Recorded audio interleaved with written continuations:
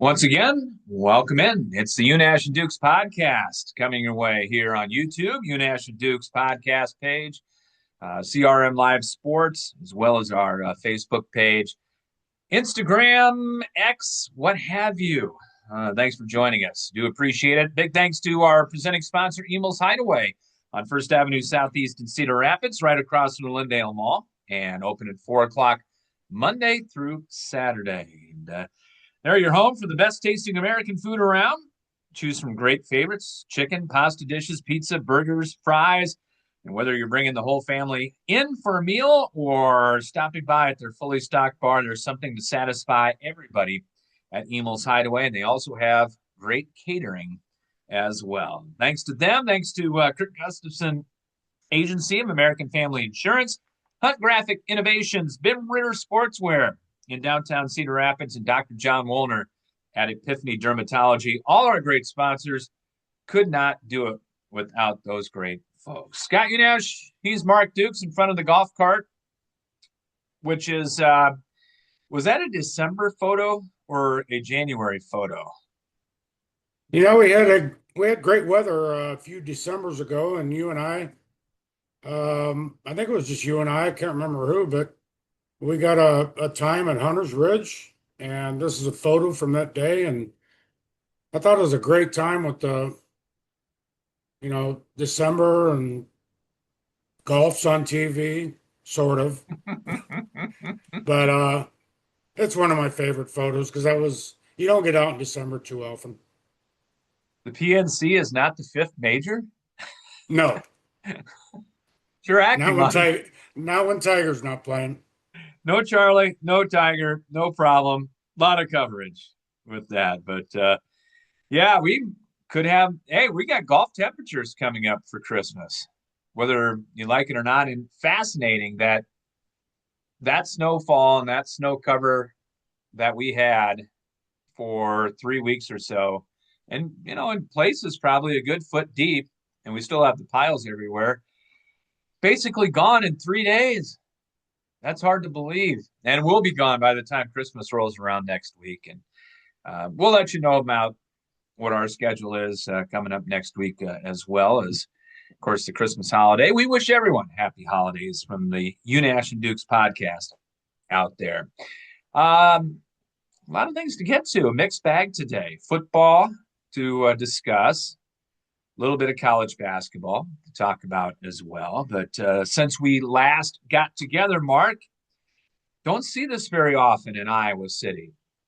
A coaching change, a assistant coaching change in the Iowa football program is one of the biggies. A guy that has been around since he was a player for the Iowa Hawkeyes, brought in with Hayden Fry, coached with Kirk Ferentz. In fact, helped Kirk Ferentz win his first game in Iowa City with a blocked field goal against Northern Illinois. If that doesn't happen, that's an 0 for season back in 1999. But Levar Woods announcing this week that he is going to be leaving the Iowa football program as the special teams coordinator, et cetera, to go to Michigan State to be on the new staff with Pat Fitzgerald up in East Lansing, the former Northwestern coach, and now brand new coach for Michigan State. And I guess, and we'll talk about this coming up here, but several things to discuss. And Tom Fornelli of CBS Sports, if you have time, go out there, read. He's got a very good article on CBSSports.com about how the under the radar coordinator hire of the year is Levar Woods going from Iowa to Michigan State. It is not someone like Will Muschamp going back to Texas to be the defensive coordinator and others, but this is the under the radar hire by Pat Fitzgerald. And you don't see many people leaving the Iowa football program, Mark. And I don't know, were you surprised at the announcement with Levar Woods this week? Yeah, it was because he's been a mainstay on the staff and in Iowa City going back to 1998, played at West Lyon, an Iowa high school product, and um, took up roots after played in the NFL for about 7 or 8 seasons, took up roots in Iowa City. paid his dues as a graduate assistant, made very little money, and then got hired onto the staff and has become as well regarded as anybody in the country in terms of what he does on special teams. And another interesting story I read, Michael Loss, who we just had on a podcast last week, estimated that Woods' special teams at Iowa probably saved Iowa 12 losses. He went back through all the punt returns, the block kicks, the field goals. Nebraska is probably half of them. I don't know. But the performance of the special teamers under Levar Woods has been tremendous. And one reason I was surprised is, you try to think about the aspirations of assistant coaches, and I think there's a lot more fluidity. Coaches come and go and move and whatnot these days, but Woods seemed to be a mainstay for 20 years, and he was at Iowa. So why does he make this move? I guess if he has career head coaching aspirations, which he says he does, he can add that assistant head coach title on his resume. And that's significant, I think. Now, it depends on how he does and how Pat Fitzgerald does at Michigan State, but that's a nice line to have on your resume. And while he could have uh, perhaps, landed a head coaching job in his present position, there's guys like Seth Wallace and Tim Lester on the staff. If you're talking about who's going to replace Kirk Ferentz, if and when, and maybe, Woods probably would have been a candidate. I think, again, Seth Wallace and Tim Lester, I think, would be candidates. Perhaps somebody outside. We're getting the cart before the horse here, but um, in terms of Woods' aspirations, perhaps he thought this experience would enhance his resume. And if that's the case, great. The caveat, too, is his son, you're very familiar with, Mason, terrific football player. He's apparently going to stay at Iowa. We'll see if that comes to fruition, but uh, an interesting dynamic in that respect, too. It is, but I think the biggest dynamic is what you talked about, and that is head coaching aspirations for LeVar Woods. I don't think it is a big secret. I think you named at least two of the guys that a lot of people have rumored when Kirk Ferentz does step down and retire as Iowa football coach, who will be considered. I think Tim Lester's name goes into that circle now as far as on staff personnel, but everyone pointed at Seth Wallace and everybody pointed at LeVar Woods for the two guys that could possibly take over. I think a lot of that before even Tim Lester got there a couple of years ago as a new offensive coordinator. But now you have to figure out, Mark, okay, is LeVar Woods taking this opportunity to be an assistant head coach, special teams coordinator at Michigan State? Yes, it looks good on your resume. Is it also, it gets you very valuable experience as, the 1B or number 2 guy behind a really good coach in Pat Fitzgerald. Whatever you think of him off the field, that's beside the point. But does this give him, is he looking down the road at possibly coming back to Iowa City or elsewhere? I think yes and yes to both of those questions. If the Iowa job came up in 2 or 3 years, yeah, LeVar Woods is going to throw his name in there. I don't think there's any doubt about it, along with many other people. And perhaps this is the step that he is taking. Or you can look at it another way that, okay, maybe inside the program, I know that I'm probably not going to get to be the successor for Kirk Ferentz. So it's time to move on now, put this on my resume, have an opportunity to get my name out there, get coaching experience at that particular level as the assistant head coach, and parlay that into a head coach opportunity. So there are two ways to look at Yeah, and time is ticking for LeVar Woods. He's 47 years old.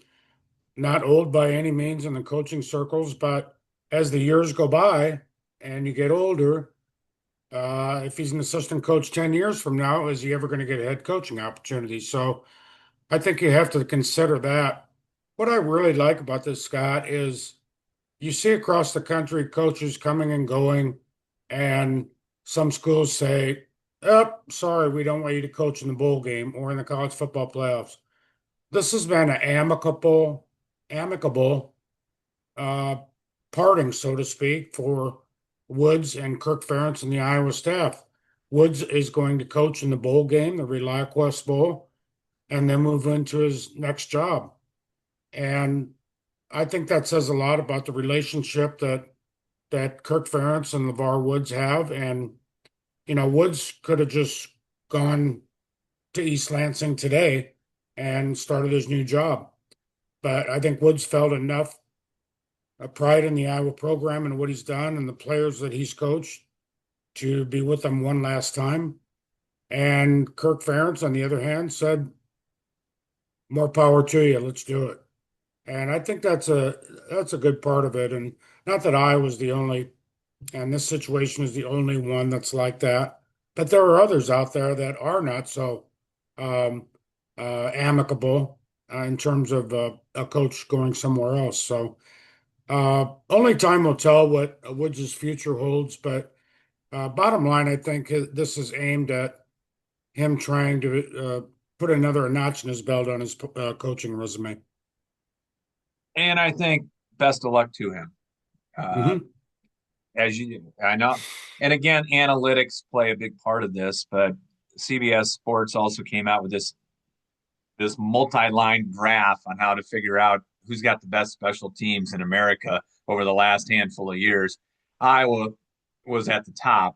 I don't know how you come up with this. It's the same principle as, oh, second and or fourth and three from your own 38-yard line. Go for it. I don't know who comes up with those, but same thing. Suffice to say they've been very good.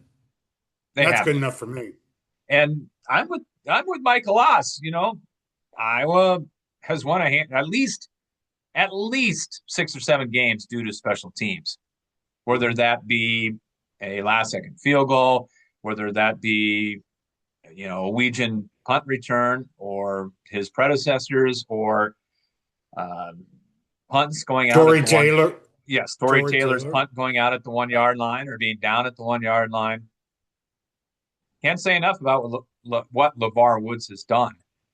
And we'll see if Iowa or he does it at Michigan State and how many times Iowa's going to have to face Levar Woods and who's going to take over for Levar Woods at this point.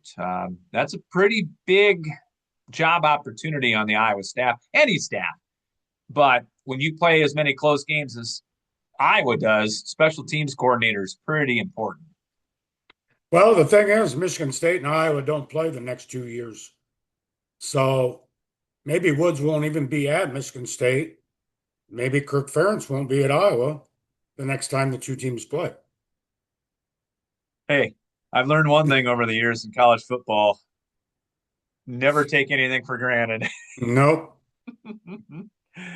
uh, so we go from that, staying with college football, to the college football playoff. The first round begins coming up with Alabama going to Norman to take on the Oklahoma Sooners. And then coming up tomorrow, in order, it'll be the U at Texas A&M, Tulane at Ole Miss, and then it'll be James Madison going out to Duckland to take on the University of Oregon Ducks. An interesting slate of games, to be sure, Mark. Which game jumps out to you of those four? I think the first one, Alabama and Oklahoma, because those teams have met during the regular season. Oklahoma won at Alabama, probably shouldn't have, but did. And that's the most interesting one for me. And then that winner gets Indiana in the next round. And I just hope that these first round games are better than last year. The average margin of victory last year was 19 points in the first round games. And I think you're going to have that when you have home field advantage. These home teams, that's a tremendous advantage. I mean, you don't get that in the NCAA basketball tournament. Iowa State is not going to get a 15th seeded Davidson in Hilton Coliseum in the first round this coming March. Um, I think that's a tremendous advantage, and maybe one reason the games have been lopsided up till now. I think a couple of the games have a chance to be really good, and that's one of them. I think A&M and Miami has a chance, but the other two, Mississippi beat Tulane by 5 touchdowns in the regular season. I don't expect to be much of a game, nor the James Madison Oregon game. But another interesting aspect, and we just talked about coaching changes. The three of these 8 teams in action in the first round are going to experience coaching changes. Both coaches in the Mississippi Tulane game, and what kind of product are they going to put on the field? Some are going to coach, some are not. The James Madison coach is going to coach. Um, so that's another aspect of this round. And finally, in that Alabama-Oklahoma game, it's maybe one last chance for Caden Proctor to get a national championship. I think he has 1 year left, but indications are he's going to go to the draft. He hasn't announced that, but you remember way back when he was deciding between Iowa and Alabama for the first time or second time or third time, he landed at Alabama, perhaps with eyes on a national championship. And this guy's going to play in the NFL. There's no question about it. He's had a good year. He's had a good career, but he's got a chance to, maybe his last chance to win a national championship. And and then there's Brendan Sullivan, former Iowa quarterback who may or may not see action in the Tulane game. He's the backup quarterback, but think of that, an Iowa quarterback playing in the college football playoffs. um, I think the margin, you mentioned the average margin a year ago was 19. I think it goes up this year. I think it'll be in the 20s because I'm with you. I don't see, God bless James Madison and Tulane. Tulane's not a bad football team. If Ole Miss, but you look at the talent. I mean, Retzloff is a good quarterback for Tulane. He was the BYU quarterback last year, was kicked out of school basically, went to Tulane. That was basically the spot that would take him with a good team. He's led them to the college football playoff. They would be in no matter what. They'd be the number 12 team if we didn't have the debacle that the ACC called football this year. But when you look at the talent overall between Oregon and James Madison, and you look at the talent between Ole Miss and Tulane, I don't see them coming within 3 touchdowns. If they want to put the pedal to the metal, which they're going to in this case, and I just think they could be 2 blowouts. I really, really am looking forward to Texas A&M and Miami tomorrow. You've got Texas A&M coming off really, really tough loss to Texas in the rivalry game. Miami has underachieved all year. Carson Beck's last chance to win a national championship. He went to Miami to do so. When the U wants to play, they're as talented a team as anybody out there. And I just got a feeling Miami goes in there tomorrow and wins that football game. That's my upset special. I like Miami to go into College Station and beat Texas A&M tomorrow. That would be a pretty good accomplishment. And then the reward would be to play Ohio State. Um, but yeah, I think that could be an excellent game. And I wouldn't be surprised if Miami won, but that's a tough place to win in College Station. Um, the other two games, and we kind of touched on Tulane loses 45-10 to Mississippi in the regular season, and that was in September, but is Tulane that much better? Are they going to hang with Mississippi? I don't think so. The only hope is that Mississippi's in shambles since Lane Kiffin made his decision, and they're not that interested in the game, and maybe it's closer than people think. And I just think James Madison is out of its league, pretty much. Um, but I think the next round will be a whole lot better than the first round. I think it will be. I also like Alabama Yeah, I do too. to win on the road. Um, they've been through it before. Boy, if DeBoer loses this one, um, you think the DeBoer to Michigan stuff is going to heat up real quick? Although, why would Michigan want to bring in DeBoer after he loses? But Why would DeBoer want to go to Michigan? great question. To get away from the scrutiny that is T-Town, but you're going to have just as much scrutiny in Ann Arbor as you are in Tuscaloosa. With Michigan and Alabama, you're going to have scrutiny everywhere. But you're right. Alabama basically gave on a silver platter the game to Oklahoma the first time. Yeah. Um, Oklahoma didn't have an offensive touchdown till late. Um, they had a pick six in there. Other things, Alabama turned it over, I think, 3 times. I don't foresee them doing that again. And I don't really. It's like the NCAA tournament. Is a 9 beating an 8 a real upset? I don't think so. No, I don't think so either. And that's why you have some of the best games, the 8 and 9 seeds, whether it's basketball or football. And I think this is going to live up to it. But I don't know. I just got a feeling Miami is going to go in there tomorrow and beat Texas A&M. Now, does Alabama go to Bloomington, Indiana, and beat the Hoosiers after everything that has happened? Mendoza winning the Heisman, all kinds of accolades. Does Indiana actually win a game in the college football playoff? Remember what happened last year in South Bend with the Indiana Hoosiers. I'll tell you what, Indiana convinced me. I don't know why they keep having to prove themselves to me, but beating Ohio State the way they did and, surviving in some tight games, including the Iowa game, and just finding ways to win. And Mendoza kind of rubs people the wrong way because he's too nice a guy and whatnot, um, as opposed to Diego Pavia, who rank, uh, rankled a lot of people with his comments after the Heisman Trophy ceremony. But Indiana's got it going. And but if Alabama plays as good as it can, I wouldn't discount Alabama in any game. No, I wouldn't either. By the way, I thought Fernando Mendoza's had one of the top handful of Heisman speeches in history. I mean, you hear the Niall Kennick one every time you go to Iowa, at least a snippet of the Niall Kennick speech, which is one of the best. John Cappelletti's very emotional speech, what, in 1972 when he won it for Penn State. That was also there. But I don't know how you cannot like Mendoza. I mean, this kid is genuine. Um, he's amazing family life, amazing quarterback, uh, very learned.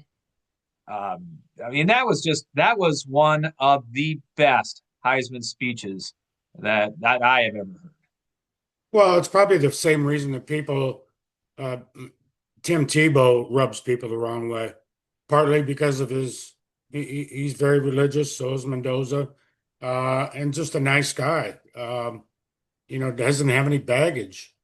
And Mendoza's got a great story. His mom is battling MS in a wheelchair, and his backstory with his grandparents and whatnot, and transferring to Indiana. And it's a great story. I was glad to see him win it.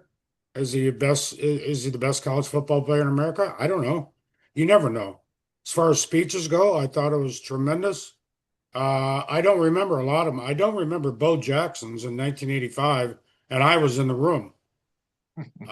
That's how memorable Bo Jackson's was. It wasn't as good. Uh, Not at all.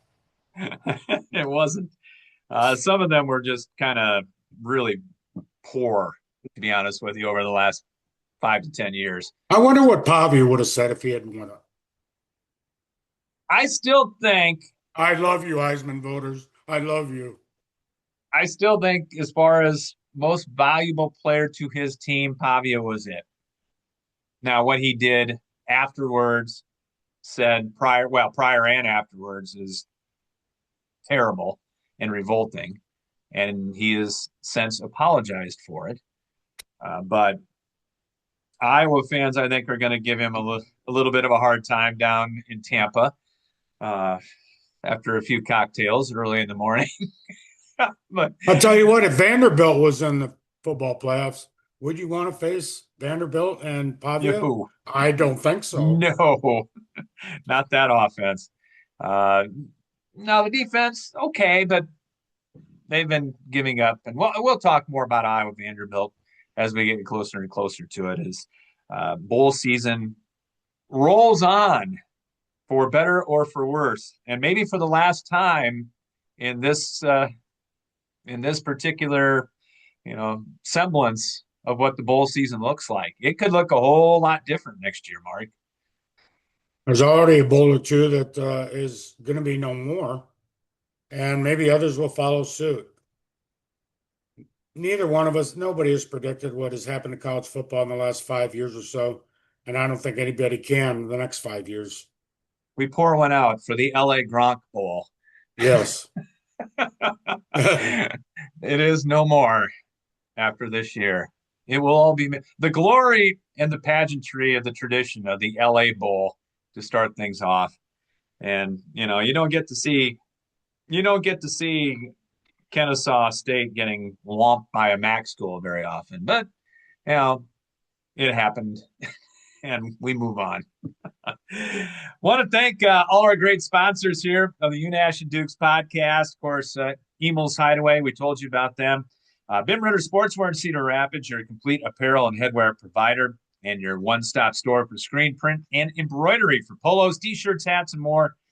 And if you need screen printing or embroidery for your company or special event, see Bim Ritter at 817 2nd Avenue Southeast in Cedar Rapids. Also, Dr. John Woolner at Epiphany Dermatology, Council Street Northeast in Cedar Rapids. Stop by or give them a call. Set up your appointment. Kurt Gustafson Agency of American Family Insurance. He sponsors our friend Mark Ironside. And we thank Kurt a whole lot. And he's on Johnson Avenue Northwest, right across from the Johnson Avenue Hy-Vee. And, of course, our friend Todd Hunt Graphic Innovations, where it's the personal touch that counts. If you're serious about creating an eye-catching website or need assistance in graphic design for print, newsletters, posters, signs, or banners, go see Hunt Graphic Innovations. And couldn't do it without them. And if you'd like to become a sponsor and join the family, we invite you to do so. And our email is available out there, or you just like to comment and have us talk about it. Get in touch with us out there. Before we go, college basketball, Iowa and Iowa State getting back into it. UNI won their Valley opener. Wasn't easy, but they did win it at UIC. So the Panthers now 1-0 in the Missouri Valley Conference. But Iowa State men will get into action. But taking the headline this weekend is the Iowa women as they take on number 1 UConn, Gino Auriemma. In Brooklyn, smile when you say that, New York, as they will be at the Barclays. Is this still the Barclays Center? Those things change about every 2 years. I don't know. Last I knew. It's Iowa and UConn. The Iowa women, minus Emily Rodriguez, have been there in the Big Apple the last couple of days. That's kind of been one of the headlines. And the other one for Iowa is Jan Jensen talking about the fact, and I know talking with some people, they're saying, well, Jan and Iowa, they're preparing to lose this game because you usually, when you play UConn, it's somewhere in the tournament and there's no tomorrow. Well, there is a tomorrow. And I thought Jan Jensen made some really good points in her news conference this week that we can take what happens and what we learn, good or bad, from the UConn game and use it to improve the team for the Big Ten season and the remainder of the year. And you don't get that opportunity to do so very often, and that's why I imagine Iowa took this game. Yeah, I don't think nothing but good can happen for Iowa in this particular game, including a 30-point loss, which may occur. Connecticut is so deep, so good. offensively and defensively. Two great players in Sarah Strong and Azzy Fudd. And Gino Auriemma had a whole lot of good things to say about Iowa in his news conference this week. Just glowing remarks about Iowa and the way uh, uh, Jan Jensen has maintained this excellence in the program. But Auriemma would like nothing more to put a 30 spot on Iowa. You know that. And if he can, he will. And that could happen. Maybe Iowa will give UConn a great game. Uh, Not many people are familiar on the Iowa team with UConn, except for maybe Hannah Stolke. And Stolke had a great game, as you remember, had 20 some points against UConn um, in the NCAA tournament a couple of years ago. But I think that UConn's number one for a reason. But in the long run, I think this will be a huge benefit for Iowa, whatever happens. I would agree. Yeah, Hannah had a great game in the Final Four against UConn. There was a number 22 around though to Yeah, yeah. help out a little bit, take some of the heat off. But I'm with you. I don't think anything bad can happen from this. To tell you how good UConn is, they had Marquette, a pretty really good top flight women's basketball program. Iowa State played Marquette earlier in the year, won I think 10ish or so. UConn had Marquette down 31 at halftime this week. 31 in a Big East game. And they're familiar with one another and what they do. So that tells you how good this UConn team is. Might be one of the better ones that Gino Auriemma has had. Um, like you said, I don't think there's a drawback to playing this game. I mean, it's a made for TV game. We all know that, but Iowa and UConn got together and put this thing together with the help of the networks, and everybody wants to see them, I guess, at this point. So Yeah, looking I forward to think that. this could be one of UConn's better teams. You remember when UConn it was in women's basketball not so long ago, it was UConn and everybody else. You fill out the NCAA tournament bracket on the women's side, and everybody had UConn. I don't know if everybody will have UConn this year. Some teams have, like South Carolina, have spoiled the party for UConn in recent years, but you look at this team and you reference one game in particular, that Marquette game is demonstrative of what this UConn team can do. If it plays well, it's going to win pretty handily tomorrow. This is a great sports weekend Hmm. with the college football playoff getting underway. You got NFL. I'm not interested anymore. You got a heck of a game Saturday night. Bears Packers, Uh, second time in 3 weeks that they're going to meet, which is dumb in my opinion, but that's the schedule.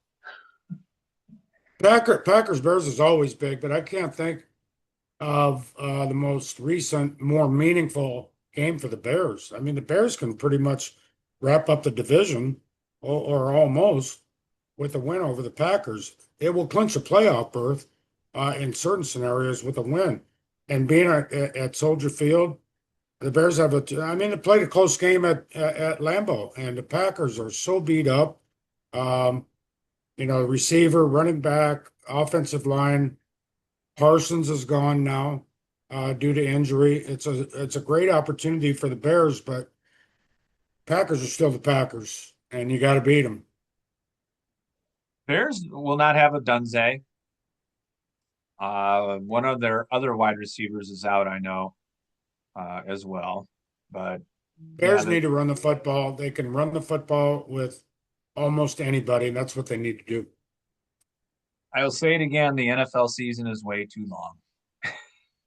These injuries that are stacking up are just the list is brutal, and that includes, of course, Patrick Mahomes now. And I'm not saying that just because Patrick Mahomes tore his ACL, but um, it's Well, when such Philip Rivers at age 44 is in the NFL right now, that tells you about everything you need to know.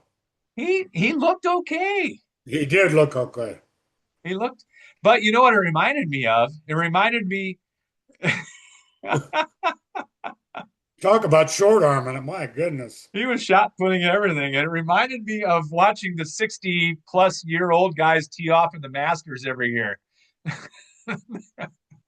That's what it reminded me of. Yeah.